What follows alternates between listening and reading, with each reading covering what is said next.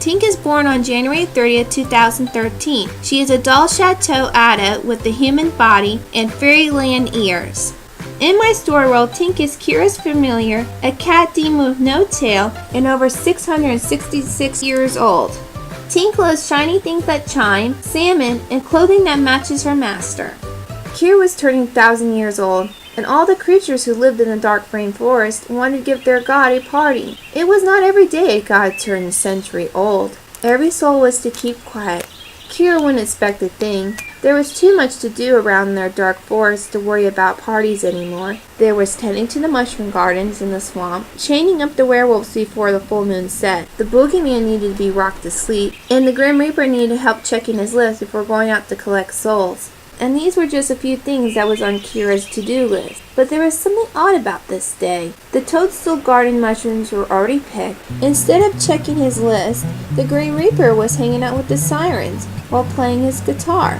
And there was no full moon, so there was no reason to lock up the werewolves. Everything else didn't need attention at all. What was the god to do now? I know, Smiled the god as they walked to the lake. The lake was so clear it should be easy to find mermaid pearls within it. Kira spent all day until sunset looking for the jewels, but there was none to be found, not even a single drop. What is going on today? Kira thought as it headed home. Kira stopped in front of its cave. Soft growls and whispers were coming from deep within the cave. Trespassers, Kira's thought as hand lit on fire. Shadows casted on the walls as the god slowly entered the cave, ready to burn down anyone who wished to harm its peaceful home. come out or I will send you into the next life. Kira said, holding up the black fireball. Oh, Kira! Voices cried as candles lit the space and lightning bugs danced on the cavern walls. There before Kira's eyes was the creatures of nightmare. A troll walked up to his god, dragging a wagon with cake on top and tiny mushroom cupcakes surrounding it. What's the meaning of this? Kira asked, looking down at the trolls.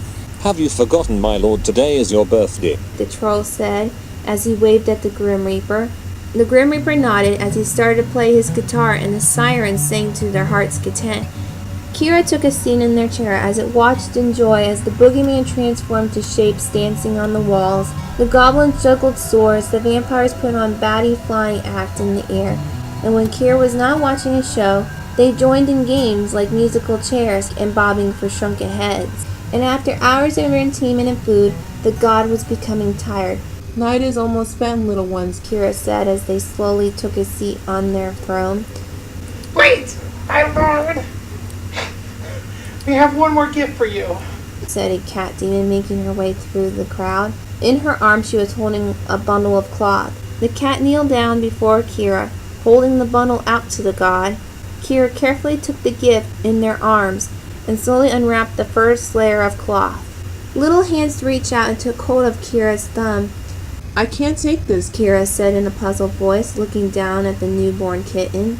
I do not mind, my lord. I have many litters to take care of, and I can see by this one's young eyes that she will be a hard worker and a loyal companion to you, the mother cat said as she bowed before disappearing into the crowd.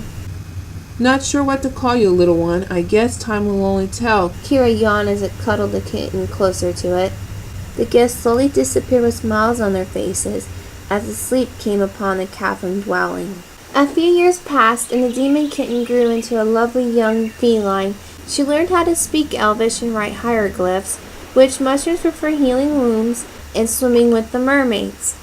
In her spare time, when she was not helping her master, she collected bells or anything that made chiming sounds, which in the end earned her the name Tink.